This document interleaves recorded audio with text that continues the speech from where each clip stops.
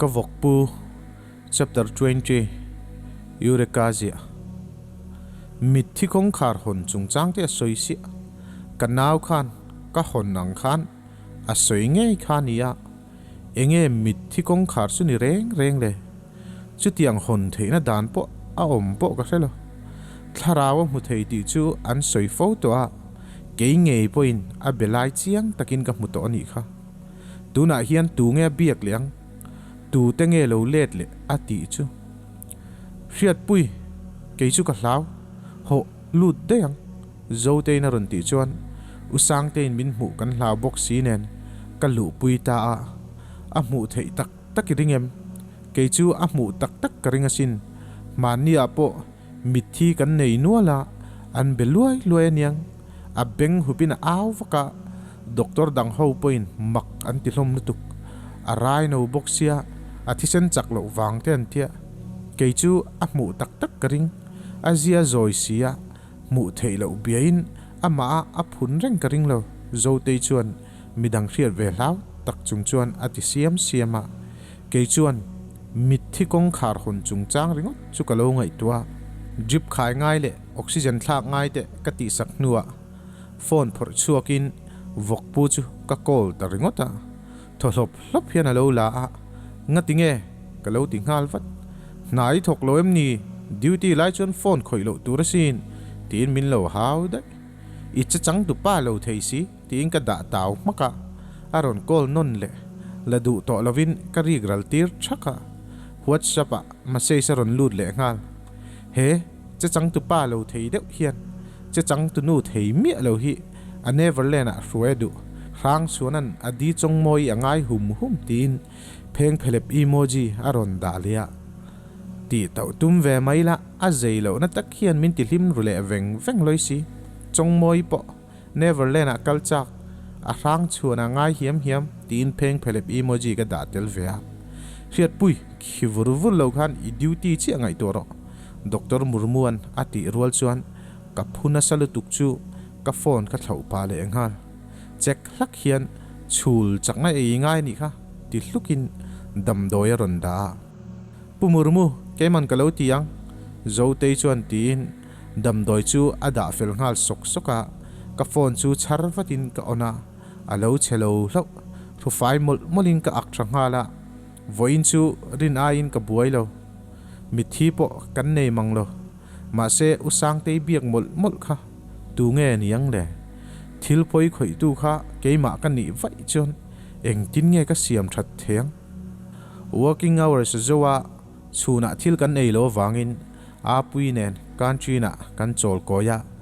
karil ru ha na hi a pui hril ta ila a he thiam lo le via wangem a ma kan buaina ka hril to lo bok nen hrelo lo se that jok ringin kan ei tur order lo thleng chu ril ru pezan lo chuan ka ei ve ta ringota so chiara omem o thum deu na ron ti chuan a pui nen kan hoi chuak ngala usang te pasal kan thut na pia thut na panakal me kan hungala kan trin hak tu nu u remin lo chang vatin plate ni nge plate thum alo ti ngala a glove phel pa hian pathum o alo ti thum le dut mai alu khum phelin do kana chon ada ngala asam tuai thuakin phone a kheu neu newa avan parem rem ve apui na ron ti rusur kan khidun var mai kan pia so chiar ei chu en pa in kan ei tur chu muang chang in kan eya plate ni na ei zo che tia tlai choi ei theilo nge in sum ve de ron ti hlak tu usang te chu kan lo en le ngala abula thu in apasal so chiar ei chu chek hlak hiana ena apasal la chuan mangai mel taka lo en ve in engma ei thei si lova ka ei kep che ni hi alo ti du lek chawa usang te chu awak le that thin a puin phok zeta min en chung hian araya mi aron ti zoi sap kalu lo buin beng cheng lo tur chuan ka tingal boka kan ei zo rual chuan usang te phone aron riral rala chang ngalin fak zu he a engama main kalvari chungchang soi te vet su zana local nge yang che thu thara omania ti in avin ngal lak me arai no thin sia chu ke ni tor zo rual ani lo apui nen chuan kan ei man pe in kan chuak nga la fak zu he ati kha ipai tro kan scooty da na lam kan pan lai chuan apui ka zota ani chi kha a main zu in na sa thina niang zu zorna po a minga la lu tu a pian thar nu thlengin a pu hlen ani hi thachua khok chuan atia fak zuala mel ka mit thla nga la a zu in mel chu ka ngai ruat thiam lo a trong kam eng kima kalvari soi tel reng boxia zu in ve thinang ti rin ngai na reng ka nei lo thim dona in kan thlenga a pui nen thil kan ei tlai sia rilpo tram lo ka in thak zo ka nu chu ei ka siam puya ei lo top aya tin tlem ka ei vea ka ei tlem lu tuk chu ka nu ngai thalo hia le nga la ni le ngin dor ngak lovin ka nawa puya a that chak zia soi chuan din puya ka en ngal fata lung kham nei lo ang mea tui ti taka cho ei lai ka mu chuan ngai a thave dewe tukina a soi kha veizui reng to lo se midang diriama reng chu a re don lutuk ma se an diriam theilo tur khopa an mani aya sanga in vor turin ka du tak set cho ka nei khama chuan din puya drip ka khai sak lea alem zi anabu en le ka dil chuan a hal ral thuin min chang dai le ngal aros par zi lung nuai kha en chian ka du te lul nen vok puin minon bele har lu tuk chu kanaw bula thuin phone ka check seka ros alo kal le don alom tlaya kanin bia din puyana ti chuan ka thoveng huai thei ma se kanaw po biak na huna nei tho chuan ngatinge bin biak ve mai lo le kanin biak na ka en le ta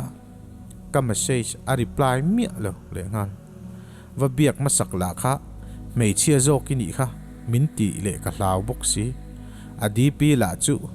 vok no te sen no ala mang zuya a baw ta la pa lira naw tin ala da zuya ama tap hi vok ani ka bechak lu tuk ti ngai na thalo chuan tlei rol ho ang main vok pu ti tapin status a ka zia ka aron sin theilok bok si lo chuan a phei khok lok zet ka bun na chu dpia ka manga status a ka postel boka nitak a phei khok soita ka chuan kala pe mi lo suk faisa in ka phei khok boma ka da tel ve top kha ania huai kan to zana ka phei khok bola kha ka mule ta mi lo le ngala dariat rik dora doorbell aron ritaral ral mai vok pu ani to nge ringin hong turin in hnuai lama ka chuk thla kanun min lo hon khal usang te te nu pa le fak zual te thian du nan ron lang hlol mai kanu chuan lut turati in thingpui lum turin min tir ngal sata voina usang te na soikha se chuakin ron fia turin an lo kalani ga ring phota ma se engtin tak nge ron fian tumang ka thingpui lum ka pek zo kanu bula chuan ka thu ve ngala trong trai na hian thila ti theya harmon dai film calvary mangai na thli tho heu don te hi azang khai bi ka sin fak zualan lo ti in abula thu mingsanga alo bungut ngut boka ka thingpui lum ka vil chung khan fak zuala thu soyan lo ngai thla thap ani karing midang ho hi chu trong tam mel an pulhom lova usang te chuan nui var far chungin hospital adam lo chungchang min zot le zeu thin bak atong lo fak zuala thu soi kan ngai thla tluk hloma thingpui no ka senglain doorbell haron rilea kanu chuan lo lu turin atimai boka vok pule anaw saizami andon lang ve lol mai an nunga detective zaran aron zui vele boka ghost hunter s2 hopo andron lang lol mai lo thu veru fak zuala chuan alo ti ngal fata mak ti takin vok pu chu ka ena saizami ala kai thlat zui saizami la chu mut kham lo mela pule ngal detective zara po amutlem ti ria tak khiana pordeu chapa amit meng poram mai dul tak nen chuan a chau mel ngoi vok pu de chu ron thu ve ngalin thingpui no ka senglai chu chun zomin ka silfai ngal sok soka vok pu chuan an thut na lam ka pan lai chuan ngoi reng hian min lo en renga zaina amit meng chu ka thiam ho lo abula anaw detective zara te an thu ve poka kanu bula chuan thu le in an ti chu uluk takhian ka lo ngai thla fak zuala chuan kanaw kanan du thu bak chu thil dang pathian thu bak a soi du thak lo le ngala trong trai na nei arot le tlata kanu ho chuan kan va in kan trong trai le tangota kan trong trai zo nu chuan kanu chuan lo kom tura min ti in aruma min lu san ta daya fak zuala chuan kanaw ruma chho arot ta a kan chho ma chuan anron kal chan chu ka zot khotlai le ria hriat pui engma ngai that lo na tura om lo nia inaw ron kan tura lo kal ni tho ma ila tharau ka mu thei ti kha chu i hriat to tho ka ring voina ka tharau mu pakhatin mithi kong khar honani thu min shila chu chu inaw hi rin hlelna kan nei deuh mai male lo ho su o ngai lo lama min lo ngai sak lo ram ro tin usang te chuan min lo changa usang te mita en chung chuan enge mithi kong khar hon chu omzia tin ka zot ve top ka hriat chak na rei to lutuk kanaw khan a hong tua min pu boxia hriat chian ka phu vein ka hria mithi kong khar hon kan soi boka threng khat chuan mithi thole thi na tem zuaya ron nung le angin an soya ma se ke ni soye ro chu bible kan mu mithi ko kul kong khar chuan chu an ngam top lowang ti zo khania kan soi diabol le atir ko te kong hon saktu tin khai khom tamai ila i thiam angem o fak zuala chon alo tingal zata chu kanaw nen enge inzom nan ne tin ka zot le ngal faka kanaw kheranun bitum chu ka ngai dana pel ve tlat diabol le atir ko te kong hon sakti te chu sual rong bol ho ti na ni mai lom ni kanaw hi zu in zeu ti chu ka sia ma se sual kong hon saktu tur khopathil sual ti anei ka hretlat lo mithi tharau ko chuak tu kan ti na zo kania fak zu he min chan ma main i lo tong zot zela lo ngoi ve mai ro usang te chona lo ti le hlak chutia usang te na soita ka chuan kaman thiam ve ta deu vokpu chu en le in kanaw wanga ron kal ve thoem ni in ni min belwa angoi reng wang chuan ka ti ta zo ka vokpi check lakin atuk khuma hiat le nau nawa ka chong moi ron muturin atile nuwa me sai zami chu miron en ve ngal wata nui var hian ka u ne in bia khan ko om vea ka muchak deuh che mule chuan hei chu ka meania tin detective zara chu a ngok zewa detective ero thil dang ngai tu dai mera pu kan thu soi po abeng khon lo reng zar zo lian tile lukin sai zami chuan detective zara chu a ngok non lea chuta ron phuzokin apa pathum aron ti chuak hlol kan nui hok hloma angai na hrelo takhian atuk khuma hiat nuwa pa hlira changte kalo chiara atile nuwa tangkewi no la kha in la tamang silowa afanu vanji kin nawa nei le tonia paruk lai le ngal fak zuala chon lo tingal fak zu he usang te chon lo tingal thota arai no thin che hi fak zuala hian atuar berdon hi kan khotlai zel don tiru chawang usang te pasal chuan aron ti thum du ta so chiar lalpa thuang chuan tin vokpu chu atho chuaka ka kuta minon vuana in chunga chuan min kai chowa midang po chuan minon zui ve ngal mai i chor thla hian muda kham lek luk nange nunglama fak zuala o ka hriat chuan chhopa in tu nge biak ti hriat tumin ka beng khon ru renga ni zana kan vokpuin no ne ya atlai war pu ni hi sai zami chuan thareu chuan a chang ve maya i chor thla om ve lo wang main mi chor thla lo fiam kol dun su usang te chuan atile hlak mai vokpu chu enin kanui ngal saka ghost hunter legend ani khu ma se kei chu i rang chuan a chok ka bengbula aron ti zoi le sup mai be hun lo theisi ma se kalo lai le em ringot kanaw ruma kan luta rose ngatinge phone lak thei mi alo ko la i the thei box si lo ka dip khai hi en ta che ating hal hluk mai a dip ka khai sakha ka the to reng lo ama in alo ti to ve maya ma se thielo hip man ram man mo takin ka phoi sak ngala a bol lo boma ka pai sak ngal bok kanaw khum hol chuan an ding thup hluma sai zamin kanaw mu a mak ti mel chuan ngai ati thalo le tran detective zara bana ku ngalin engemani soin a hril rusur boka dinpui min hrengai lo mai thea ke hi lalrin sangi kania tharau ka muthea ron mutur che in karon kalwang wangani hi usang te chuan ti in kanau huat thu soya hlawnge thil hlau neyang deuh hian a hoi kwal zuk zuka pui theina cheu kanem kanau po chuan a khum lua thurem chung chuan ative a soinghal mai ila tharawi ko thin thu ka lo sia tharau sual tam taki ko ni in ka sia thu hel ko lo chuan usang te in atinghal zungzunga kanau chuan fak zuala en ngal fatin in lan not chuak kim lo em ni ti na zot ve boka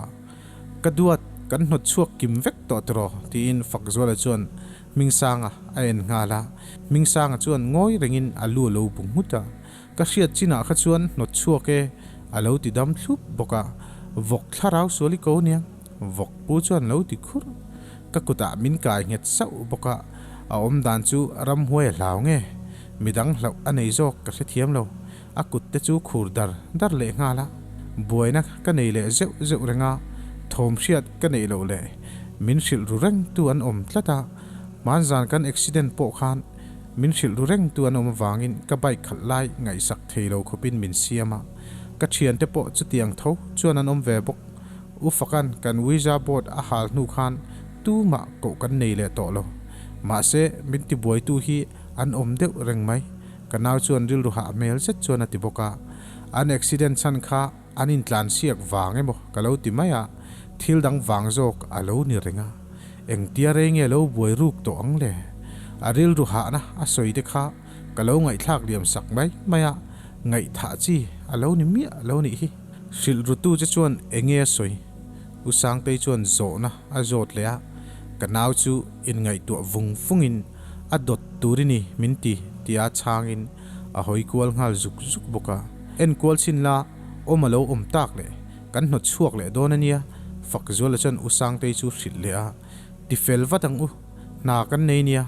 usang te pasal chuan lo ti ve boka kan case kal lai kha emni detective zara chuan usang te pasal chu azot le ngala o ni e rin ain kan zo hara min ti buai khop mai usang te pasal chuan lo ti in eng case ngen boy puila chu an soi chiang du mang si lawa case chungchang soi ri su kan ti tu ti watang u fak zu he nang khumbula hian bible cherin lo thing thila midang point ne na lo puang ro se ti in usang te chuan ro rel ngala usang te soyang chuan kan ting ngala ani po tharau zong ni om takin kanaw rum chu ain kwal ngal vek poka chutianga kan ti nu chuan eng tharau ma ka mulo usang te chuan a pasal kut vuanin atingala kan be hi tharau suala ni meu mo mingsangan alo ti ve bok kanaw hian tharau suala ko karing lo re ani usang te tharau mu chuan dot a hrit ani karing ta rum an lo let le chiang alom mu manga ka mu dana chuan hepa hi an mana an soi sana salutuk chuan uhiat pui hi atrap lai ka mu bok sai zami chuan okhur dar tar hian alo ti ve boka amit tuiron tla chu vok puin lo hruk sakin aku angala vok pu oma atrap chu detective zaranen kan lo en renga vok pu tan chuan anawani a angai sakna alan tirpo ngai thiam lo na ka nei san lo ma se detective zara mitmenga natna chu ka muthiama a oma jok beilova a u oma a be mu khan amit menga danglam ngal fek athik ti lan tir ngam lovin saizami lua chuan alo chu saka duat tu le mangai em tu nei chu ka thik ve rum thei ani chuan khang ho kha an lo let le ti na ni mo jela an na tang ani lom ni fak zualan usang te pasal mel ran chuan atia tu ma an na chuak lo pol lian tak an nia kan man kim lo po ni thei usang te pasal chuan alo ti thum du ta eng pol nge soi ka hriat lo ba ka tuna kan buai pui me khi enge ani chi po ka thiam lo tlangwal hril rutu cha chuan eng hun lai nge a hril ruk thin che detective zara chuan chik takin kanaw chu azota kanaw la chu thil om zia hrebik lo nge hoi arwai hian zana ani tlang pui alo ti ba naka mu inei thinem tin detective zara chuan azot le a kanaw chuan alu lo thing hutin ka mungai lo ma se an om ti ka hre thei alo ti ve maya vok pu le anaw te in kwa reil tuk chu thik lo ram tumin ka kut ka hum ru ngar mai u naw in mangai tak chuan ni phot anga mà sẽ cục bụi để ôm về reng lai chuan in zoom đậu xe cái gì kan bầu ruột buổi nên hay rem lol lo anh ấy chuan kan suy chiang lẽ ngã hồ phất ila chân chín cái in xịt lẽ lom đó này usang tei pasal chuan lo ti ve boka usang tei nuam vak lo bok nen chân chín in xịt ton lẽ turin hồ chuan rel thuta a lo va horu ke chu om kalangai vok pui na ti ruala sai zami mail dang lam ngal chu ka mu mai lo zani ni enge mo ka hriat le u nawan ni ti ka sia eng wanga ngai dan mak pui pui nei nge mo ka ni le kalvari lam hoi zong zelin no fak zola chuan vok pu dara beng thak thak pa chuan atia usang tei te nu pa in man ruaya anin zui thadam dama vok pu nen chuan kong ka thleng kan thla boka jams engtin nge pa hlira naw te ho chu detective zara chuan ron hoile tin aron tia pa hlira naw te kan ti mayang vok pu chuan thutak deuh hian alo ti ve boka nu in sum ru chung chungin an thian dun in bia chu kangai thla a sai zami chuan detective zara bana ron koin ina kan lo nga kang che tin vok puin ka kuta kai na chu aron mel ngal zewa hriat pui kan kalang o naktu ka ka in mudon ania usang tei chuan bolero chuang chungin nuisang chung hian aron tia ke point lo ni letin kaban ko hui khuma kal to ru tingkar idam doi ei theingel su vok pu chuan tin kongka khar zui deya kan mang tha ve do noem ni ham hai tak chuang ka ti vea vok pu generation ani hi ti supin in chunga min kai chowa kanaw ru ma lu to lovin in chung bera chuan kan chhotlang ta deya zanin chu apa chhor thla lo ve tin kan pi pu dana chuan athu thlangal zata anaw mit meng kha ka mi thla la cham tlat ngai that lo na in min zem buaya ka vok pu hi chan mei tur te in kain ngai rum thei chongmoi ien na khan min chun thuk itumem ni vok pui na ron ti le ta ka chuan ngai to na kom kual to lovin pi pu a chuan ka thu ve a in vok chuan no eng zat nge nei tin ka zot ve top thin lungin zo na tam tak nei ma se ka chak chuak ngam thlot lo pariata neya apa pathum le anu panga ti chawa min changin vanlam chu a thlir le daya a chang to lem lo chuan vanlam chu ka thlir ve ta ringota chongmoi thon thua chongmoi le rang chuana arsi an changdun an ti kha yoyem a zo na min zo wang chuan hril hai zetin ka en ngala ka chan ve ma hawin ron soi zom le ngalin arsia chandun chu akho har thlak lo ngotang tero keini chu rcp alamram ka neverland a kum khuwa dun turin kalzo kang o captain hukpo ka ne ania tin zalo takhian anui ro hoka khovel hi nuam ti na reng anei lo ti chiang takin ka muthiam ngan Peter Pan iting karbel hi tu nge re tak chung chuan ka zot ta thlot khovel nuam ati ve lo chan a neverland a kalchak em siam tu hi kei achong moi hian tu nge ani hriat ka phu vein ka sia zona ka zot sual ta nge a mela chuan nat na aron lang hala a lungai na thup tum chuan min enin zalo takhian anui lui suka amit meng moi takle pa tak atang chuan mit tui aron nam triama ka zo na zo awang khan ka in chirin se om ka ti tak set